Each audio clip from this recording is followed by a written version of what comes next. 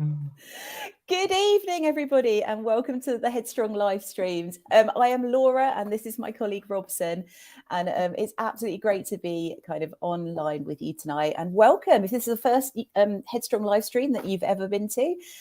We tend to take different subjects and we chat around them, and you can ask us questions at any point as well. And so tonight we're going to be talking a little bit about Christmas.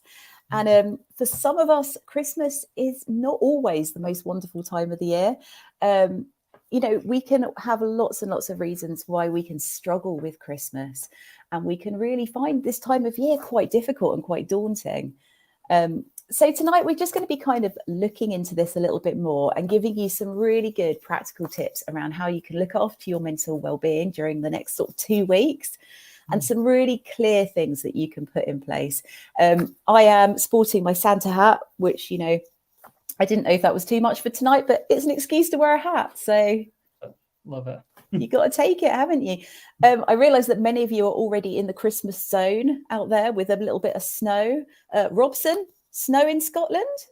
Snow in the east coast, but sadly not here in the west. What about you down south? We have it. We definitely have it. We have lots of it. Which is very pretty, but super, super cold. So I hope you guys are all keeping warm out there. It's really, really chilly.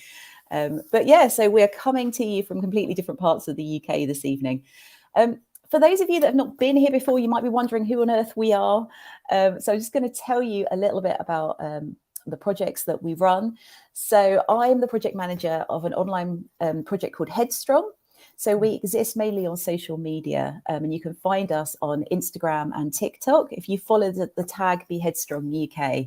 And we just post loads of things around staying kind of emotionally and mentally well. You get loads of advice, information. You can contact us with questions, just loads of different things. So I really encourage you to check us out. Now, Headstrong is part of a wider organisation called Youthscape. So we are a national youth charity. And we're based in Luton and working on the ground there with young people. But we run loads of projects nationally. And one of those projects, which I love to bits, I'm really excited to talk about, is Illumina. And so I'm going to pass over to Robson. Robson, tell us about Illumina. Yeah, so I'm Robson. I'm one of the managers for Illumina. And Illumina is a great online-based project looking at self-harm and helping young people kind of struggling with self-harm in the UK. So we offer online courses that include sessions around different topics on self-harm with the idea of trying to figure out what recovery might look like and what a life away from self-harm might be. It's quite interesting. It's quite unique maybe, but it's such a great little piece of Headstrong and a piece of Youthscape, and we're really excited that we can offer it. Yeah. Excellent. So do visit the website if you want to find out more about that. It's a great project. So let's have a little think about what we're doing tonight. So we are here to talk to you a little bit about Christmas. But before we kind of get into that, I just want to kick off by thinking about the reality versus the expectation of Christmas. So it's literally about mid-November, the Christmas ads start. It's normally around when I'm a Celebrities on, and it starts about that. But what happens is we start seeing this constant stream of like unrealistic Christmas kind of images that hit us all the time. So it's the, families sitting around the fire together, roasting marshmallows, singing carols, and the snow's falling outside and the Christmas table looks beautiful. And I don't know about you, but that is not the reality of my Christmas. It's literally carnage. There's like wrapping paper and small children and stuff going everywhere, and people don't always get on, and there's a lot of pressure. Yeah, something always burns as well, or I forget I leave the stuffing in the oven or something like that. There's always something that just kind of breaks that kind of perfect Christmas image down. And I think if we don't kind of acknowledge that, we can begin to kind of set ourselves up to fail a little bit and to feel disappointed at Christmas time.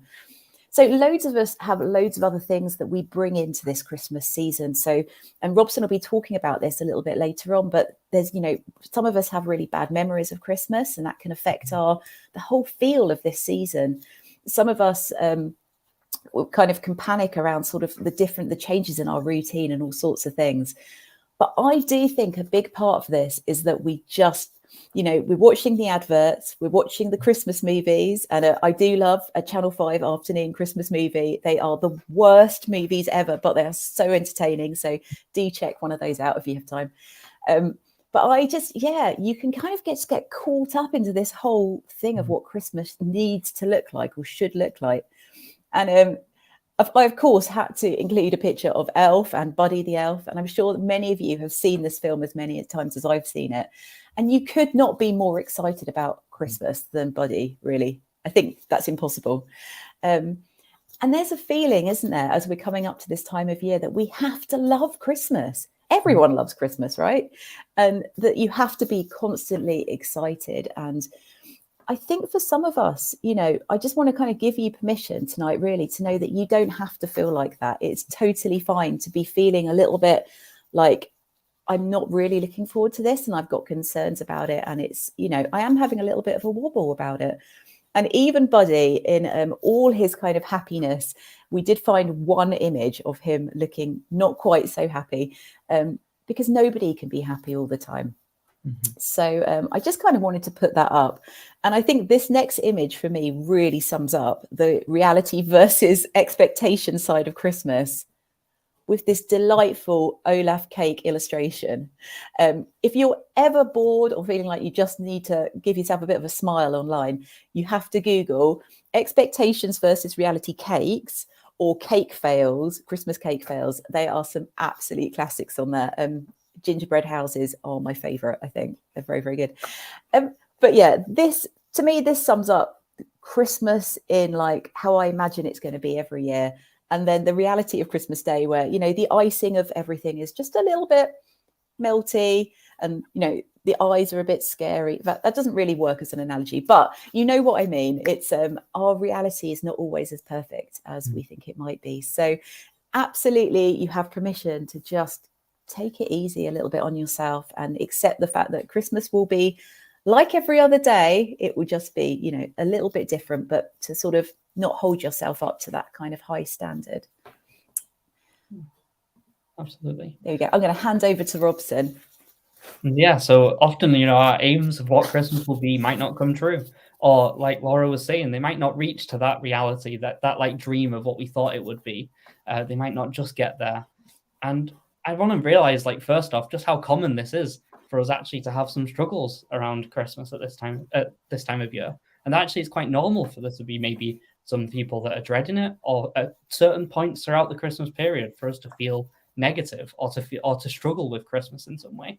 And there's some statistics just there on the screen that kind of highlight that as many as like 80% of people might feel lonely throughout the festive period at some point, or might feel quite stressed and actually realize that it's not that relaxing break that we talk about it to be, or it's not that kind of peaceful time for everyone. And that, around 17% of young people might actually find Christmas have a negative impact on them. And other research from other organizations have found that other people are worried about people in their lives at Christmas time, because they realize that actually it's not always what all of these films or all of these expectations make it out to be. And that's okay, that it's quite normal actually for some of us to struggle with that. So as we think for the rest of this session, kind of about like tips for surviving or tips for getting through this period, I want to first start that it's okay if that's what we need. It's okay if we need to plan a little bit to make Christmas the best for us, or to make Christmas right for us. And I think this is just a great reminder of that. Definitely. So why Robson, why does it feel so overwhelming? Which is a great question, and I think it's got so many answers, and we've already kind of touched on it a little bit. And I think, maybe the first one for us to think about is just the pressure or the stress or all of the different kind of ideas that people have around Christmas. And that comparison can be such a good starting point for us to think about as we think about Christmas. Because maybe there's times where, because of these expectations and our reality not kind of reaching that goal, that we start to compare our Christmas with other people, or we start to think like, actually, this just isn't what it was meant to be, and so then we feel let down or we feel stressed out by it. And that's not, it doesn't have to be that way, but it might be what we're dealing with, and that's okay if that's what we're facing. But of course, there's going to be so many other difficult and big things that we might be bringing into the festive period, or that might arrive during the Christmas period. And this slide here is just here to kind of show us all of that. It's here to highlight all the different things that we might be feeling or experiencing during Christmas. And they're all going to be different for different people. And it might be a different mix of a couple of these that come up for some of us here tonight. But, maybe we're going to be facing loneliness, or struggles with finances, or struggles with anxiety and low mood, and already sort of mental health that we're bringing into that period. Or it could be that because of all the changes that happen over the Christmas period, that we lose control of certain things. We lose control of our routines, or of our food and our eating habits that help us feel safe and help us feel comfortable. We lose control because maybe school's over for the next 3 weeks, and actually that was a really safe space for us. Or being able to see friends was really important for us, and actually we're going to lose that for a while now. Now, we might also face sensory overload, whether it's because of all the crowds. I mean, sometimes I go out to our town and we've got all of these rides up in the town at the moment, and it's so busy and it's so loud. It's great, but sometimes I just needed to go get a cup of tea. So that sensory overload of a lot of crowds, or a lot of noise because Christmas music is playing, or because of a lot of lights that have kind of been added. And for some of us, those can bring a lot of really positive feelings. Those can really warm us and make us feel a bit Christmassy. But for others, that can actually be too much, and that can maybe overwhelm us or be really difficult for us at times. So as we're thinking about, what might overwhelm us, I thought this was a great way for us to start and just realize that all these different things might be carried into this space, but they all are kind of bringing a bit of stress. They're all adding a little bit of stress to our Christmas period. And as that stress might build up, we might feel overwhelmed by it. So we wanted to think about how we could maybe alleviate some of that and help us relax some of that before we get overwhelmed. Definitely. I think we don't see the whole picture, do we, so much of the time? And like, we can take some of these things, but when you see all of those things together and just the kind of the overlap that's there, it's no wonder that so many of us just feel kind of pressured at this time of year. The sensory overload thing, I really get. We've got loads of fairy lights down our street at the moment, and some of them are beautiful and just slow. And the bottom of the street, somebody's just put up brightly coloured flashing lights, and it's just it's an attack to the senses whenever you walk past it. But it can just be like little things like that can just obviously just feeds into everything else that's going on and can just push us into that place of stress. So I think that's a really helpful diagram. I also had to put a guinea pig with a Santa hat on because, I can. It fits the space perfectly. That's why. Exactly. What else am I going to put there? So what we've done is we've decided to give you Laura and Robson's 12 tips of Christmas to help you through. So it's a little bit like the 12 days of Christmas, but not as rhyming. But we just thought 12 is a good Christmas kind of number, and we've gone through some just really practical ideas of things that you might want to adopt into your kind of routine, things that you might just want to give a go, and it might be able to help you a little bit. So feel free to just jot some of these down, or you can watch this back and things, and some will be right for you and others won't be. But I think if you just think about if any of these could help you. So to kick us off with number one, it's create a virtual support group of friends. So much of the time at Christmas, we can be like thrown into these really intense family gatherings. And actually a really good idea is to have like a group of really close friends that you've all just kind of had this conversation beforehand, and you're on WhatsApp or something, and you can kind of just feed into that kind of conversation all day with what's going on your end, and some of the absolute ridiculous stuff that happens over Christmas as well as the times that you're just like, this is so intense, I'm really struggling with this, and know that you've got like another conversation going on outside of the room that you're in. And I think, Robson, that can really help, can't it? We were kind of chatting about this the other day. Oh, absolutely. Yeah. Just having that kind of support, knowing that there's people who maybe know what we're going to struggle with, or maybe know that we might need to reach out and are just ready to kind of help add to our Christmas in a different way. And it could also be through like preparing to have games together, or to have a chat at a certain time and think about something together as well. It doesn't have to be that you're chatting all day if that's not what works. But I think what's really important is that you've got that kind of support network, those people that you can reach out to. Absolutely, definitely. And yeah, I think just to put kind of quite funny photos up as well of what's going on your end can just kind of just help everyone really.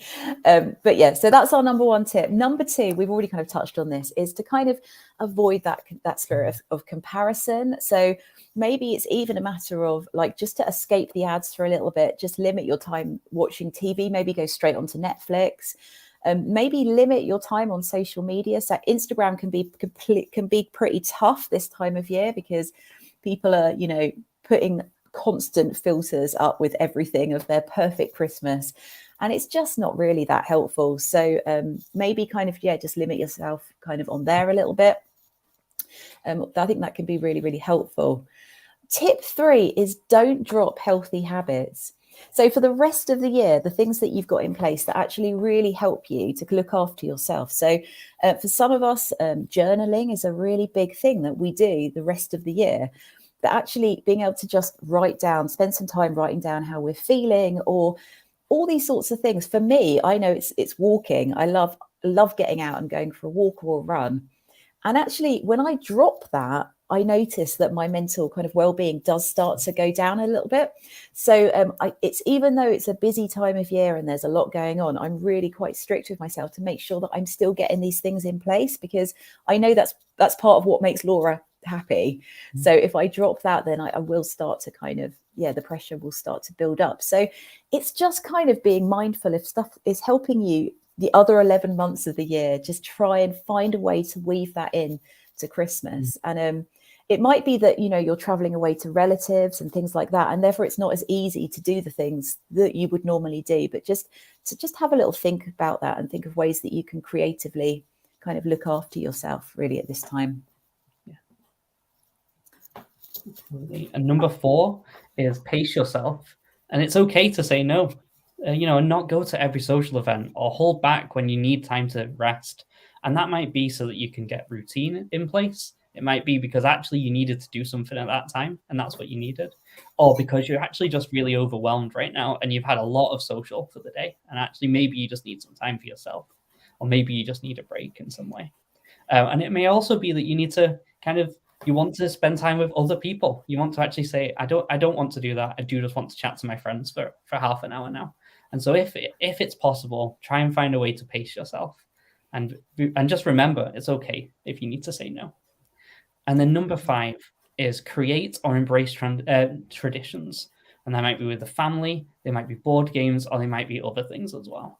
But, this tradition of doing a festival in the middle of winter goes back for so long for humans. And it's such a big thing of trying to take the time that's maybe one of the hardest times in the year when it's so dark and it's so cold, and gather to try and celebrate a little bit and bring a bit of festivity to that space. And sometimes traditions can do that. They can remind us of past events, of past positive experiences of previous years of Christmas.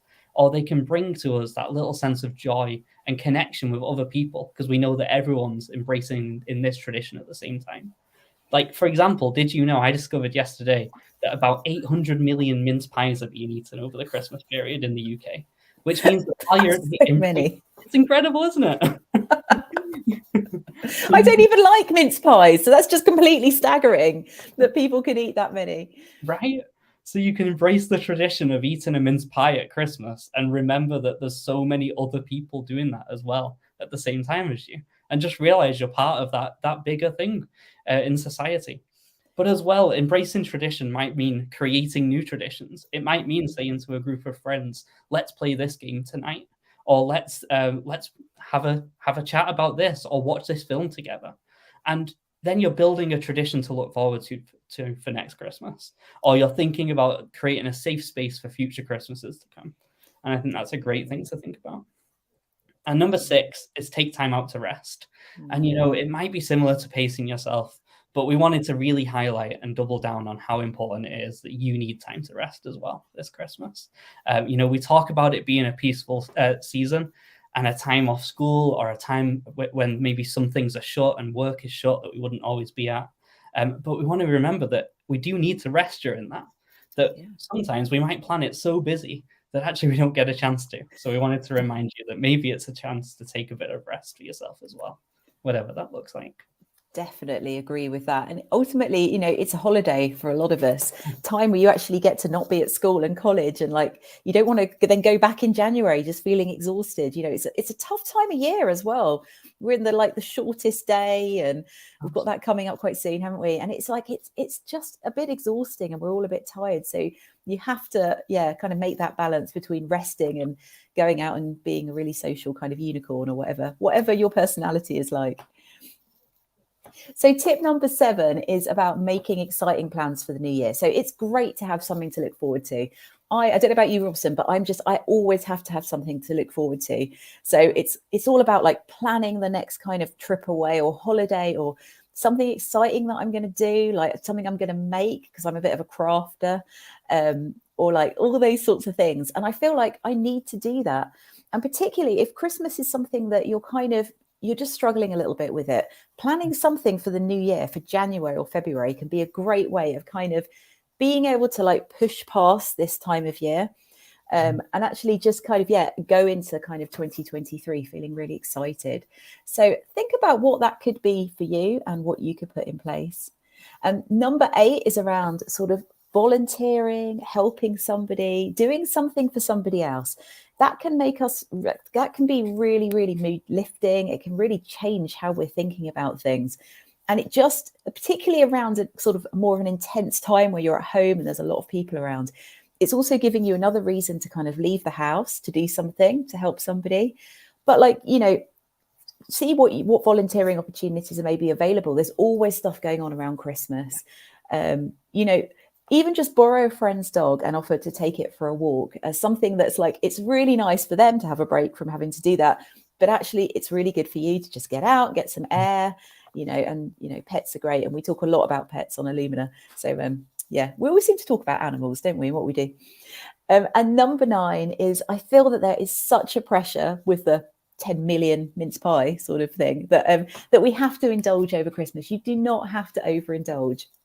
Whether that is, with food, or it's drinking too much, or it's doing anything like over the top, you can absolutely pace yourself. So there is a lot of pressure around food, and I totally get that. And if food is something that you're struggling with, it's just, you just need to be just really mindful of that, and how you can be able to say, no, I don't really feel like that right now. It's absolutely okay to say no. You don't have to be snacking constantly. I always have a thing where I just try not to eat unless I'm hungry, and I think it's learning it's okay to say no, isn't it, Robson? Really, definitely. And that's a good thing, because it's listening to your own body and listening to yourself as well. Definitely. I think there's that, we've all had that thing where we've just overeaten at Christmas, and you come out just feeling a bit the other side, and that also impacts our mood and really brings us down. So it's just something to kind of think about. Back over to you, Robson, for number 10. Number 10 is schedule an escape time where you can leave the house. And so again, thinking about kind of times that we can step away. It might be that we've got a really busy household, and actually just the busyness is going to stress us out. Or it might be that there's just going to be some conflict at some point during the day, and we need that kind of opportunity to step away and let ourselves relax and let ourselves breathe, so that we're not in a space where we feel like we need to defend ourselves all the way through the day. Or it may be that we've kind of traveled away, like Laura said before, and we're in a different space, and we don't have all of the same support that we usually are used to. But what we always have is that chance to just kind of go for a quick walk, or that chance to take a step out and take a quick breath. And we really want to encourage and remind us that we could do that and should do that. And again, I guess it's kind of that allowing ourselves and reminding ourselves that it's okay to do something, or it's okay to say no if we need to. And so we think it would be really good if you could schedule in advance some time that you can escape. And that might be so that it's there if you need it in a moment, or so that you can kind of say, okay, at 3 o'clock, I've got to make it till 3, but at 3 o'clock, I'm going to do something for myself for a while. I'm going to do something that looks after me. And then number 11, we're getting close to the end of the 12. Number 11 is to plan things for yourself to look forward to, or give yourself busy periods so that you don't end up dwelling on difficult feelings or emotions. And I think this is so important, especially when we look at the statistics on how hard it can be at Christmas to feel quite lonely, or to maybe miss loved ones that we don't get to spend time with in some way anymore. And I think it can be so important when we're facing some of that to plan things for ourselves, to give ourselves a chance to look forward to something happening during the weekend or during the festivities, or to make sure we've got things in place so that we're not caught up by all those feelings of kind of loneliness and grief. Actually, we've prepared for that a little bit. We've given ourselves a chance to remember. And that can be so important sometimes, to give ourselves a chance actually to not forget those people, but give ourselves a chance to remember them and remember those traditions. Or we've given ourselves a chance to be busy so that we aren't stuck there dwelling on that. Yeah, sorry, I was just reading the comments. We've had a comment in from Freya saying she definitely relates to number 10. I had a sort of early Christmas yesterday and was extremely grateful that I had to be in a carol service the same day and had to be rehearsals at 1. It can be so full on, can't it? But it's quite good to have like reasons that you can kind of escape, isn't it? And I'm totally like that as well. And I think on like number 11 as well, there's this kind of feeling that as we're getting near the end of the year that you have to reflect. You have to have this time of reflecting. What's your year been like? And actually, if you've had a particularly tough year, that's not always very helpful. So I think that kind of keeping yourself busy can be a really good bit of advice, because you're not always in a place where you want to be sitting and reflecting, because some of us have got quite difficult memories caught up with Christmas, or we've had quite a tough year. And actually, that wouldn't be a really helpful thing for us to do. So I love that one. We're going to go on to number 12, and number 12 is all about creating a seasonal wellness box. Now, we love talking about wellness boxes, don't we, Robson? We love these. So the idea of like a wellness box is kind of like, it doesn't have to be a physical box, but for some people it is, that you create this box of loads of stuff in it, or your box can even just be a list on your phone of things that you know are really that really work for you, or things that you can try. But the idea is, when you feel like things are just becoming a little bit too much, or you're beginning to feel a bit anxious, or you're feeling a little overwhelmed by everything, that ahead of time, you've planned loads of really good things that you can do to kind of distract that feeling, to distract yourself, to keep yourself busy, to sort of cheer yourself up, or to relax yourself. So creating a seasonal wellness box can be really helpful, because actually Christmas, because it's such a different time of year, we can be, say, going away, we can be traveling to relatives' houses, we can be doing all sorts of things. So it's actually quite helpful to think about what you want to take with you, so that in that kind of intense time, you've got things that you can do, you can pick up, whether that's something you can sit and fiddle with while there's other stuff going on. It's just thinking through this stuff, isn't it, ahead of time? Definitely. And so we love doing things like this. But we find that the easiest way to kind of think this through, and I say this doesn't always have to be like a physical box that you put things in, is just to think about what could be in this kind of toolkit that you could to get you through these next kind of couple of weeks. What would be useful? So we kind of find that if we break it down into 6 different areas, that seems to be quite a helpful way to tackle this. And I think we can kind of take these kind of in whatever order, but we'll just give you a couple of suggestions of what we've seen, or what could be sort of in the boxes that we create. So things to distract you. Robson, what do you think would be in yours for something to sort of distract you? Well, I brought some of my stuff to the table. Did you? Oh, properly organized. So something to distract me. So we have a little basket, and this basket's full of like fidget toys and things to keep our hands busy. But one to distract me specifically is this little thing that's full of dinosaurs on the inside, and it's really difficult to try and actually squeeze the dinosaur. So you put all your focus on that, on just trying to hold a dinosaur, that it just kind of gives you a second to be distracted and take it away. For other things that distract us, I think it can be great to have just a little game on our phone. Just we can go and open and load up that takes us away from the space for a minute. And I often go for that one as well. Absolutely. I've recently been playing this game. I'm not getting paid like any commission for this from an app company, but I'm playing this game called Wooduku, which is like this kind of almost like Tetris-y kind of wood puzzle thing at the moment. And it's so great. And you actually end up getting quite frustrated at different points, but it's really good to just when you just need something to distract you. So it's quite good to have those things in place already. And so, maybe it's something physical like squidgy dinosaur I don't know what that was really, or like kind of games on your phone, but to have that in place. So things that make you happy is like, for me, playlists are a really big thing. So I spend a lot of time on my Spotify playlists, and I've got them to suit all of different moods that I may kind of go through. So if I'm feeling like I just need my mood to be lifted, I've got lists on there that like I can sing along to them. They feel really uplifting.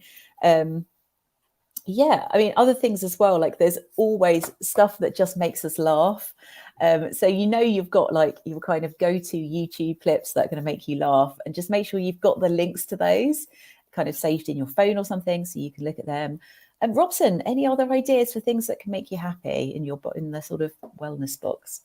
I definitely resonate with you there on the like YouTube clips. I have some top comedians that I can go to that I just know that I can watch the same stuff and I know that I'll find it fun. Chocolate, absolutely love chocolates. I grab my favorite chocolate bar just as like just something special, something to reach out to if that's what helps. And as well, I guess for me, things that make you happy might also be memories. They might be things that are mementos of things in the past that you remember that you enjoy. And so for me, I've got this wall of postcards behind me from loads of different messages. And it's just a quick way to kind of reach for something that can make you smile a little bit. Definitely. I love that. Brilliant. Loads of good ideas there. And so there's going to be loads of different things for everybody, because it's obviously a really personal thing as well. But hopefully this will give you a couple of ideas of things that you can think about. Things that kind of keep your hands busy. So it's almost like it keeps your mind occupied and your hands busy. I am a big lover of bubble wrap. I'm not going to lie. I could literally sit and pop bubble wrap for hours on end. So things like that, I know, really appeal to me. I'm a big kind of craft person as well. So as long as I'm making something, or like origami, or do you know what I mean? Like knitting, all those sorts of things really appeal to me. But, it can actually be things like baking this time of year can be really good for that as well. Definitely. A lot of those physical arts are so good for that, and just keeping your hands busy, like you said, they can be great for that. Again, got like fidget toys that are a classic go-to. Got like a ball that's just really squidgy, love that. Play-doh-y. That's pretty good. It just keeps your hands busy. Keeps you kind of doing something. I also sometimes use stones or rocks or like little carved pieces of wood that again you can just kind of turn over in your hand, and it's a great way to keep your hands busy. Definitely. And then sort of things that relax you. And so this will be different for all of us. But for me, like I'm a bit of a bath pampery sort of girl. So, in that kind of category, I would probably have some really lovely things for the bathroom, maybe like some kind of nice lavender kind of pillow spray and things like that. But also if I was traveling to a relative's house, because sometimes sleep can be a bit of a challenge as well when you're moving from place to place, I always take my pillowcase with me. So it's kind of a part of home, and it's quite comforting, and it helps to relax me and helps to sleep well. So it can be things like that as well. But are you a particularly bath sort of guy, or are you like, how would you kind of switch off?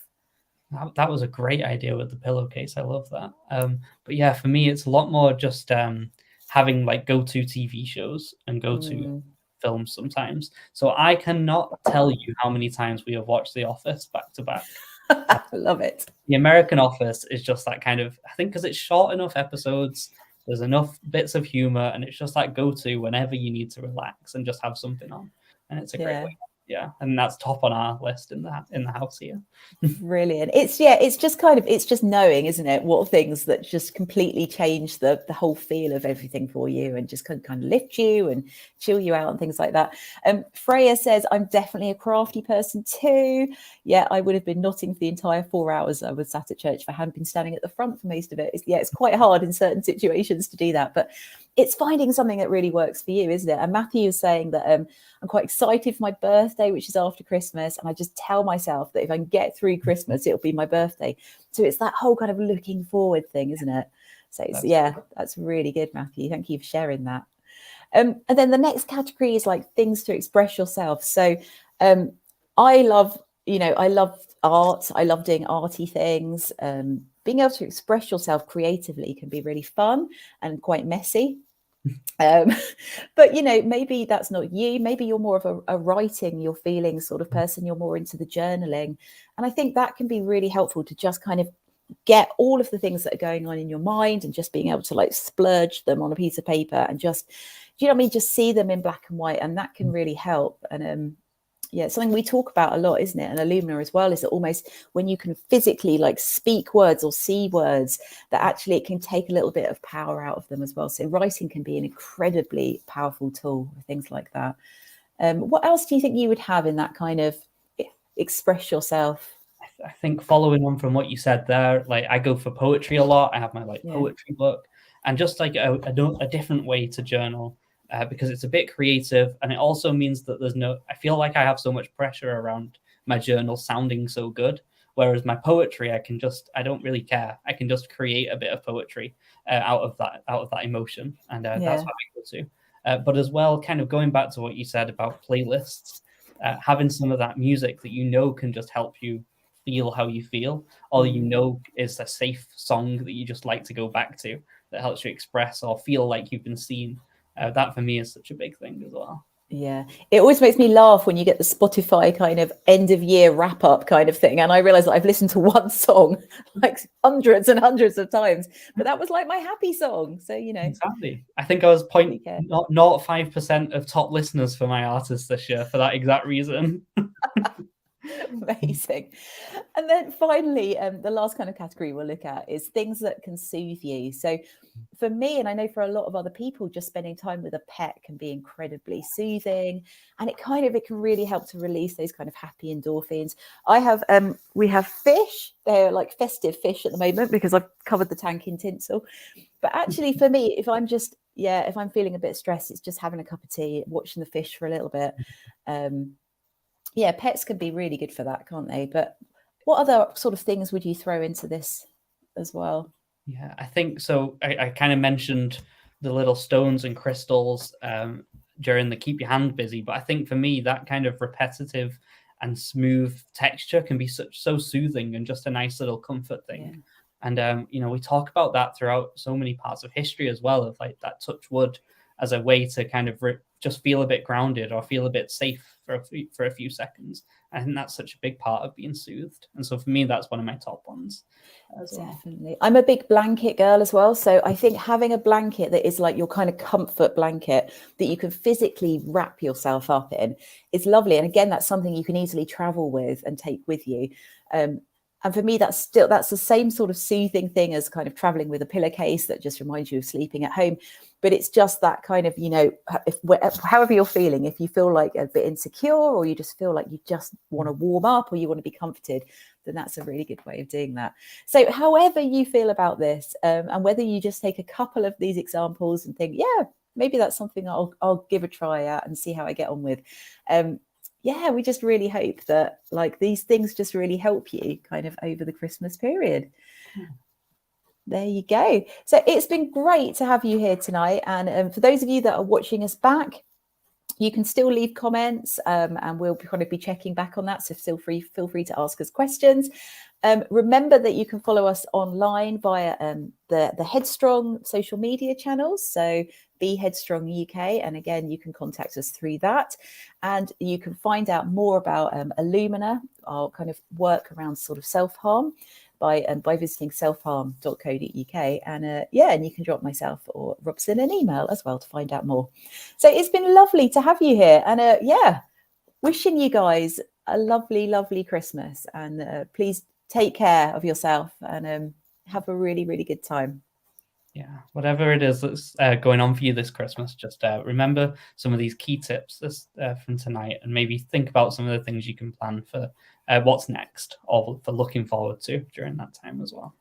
Absolutely. And do remember to check out all our other videos on YouTube. We've got all sorts of things on there, from around managing panic attacks to processing trauma to loads and loads of different things. So do have a little look and see if any of those are particularly helpful to you as well.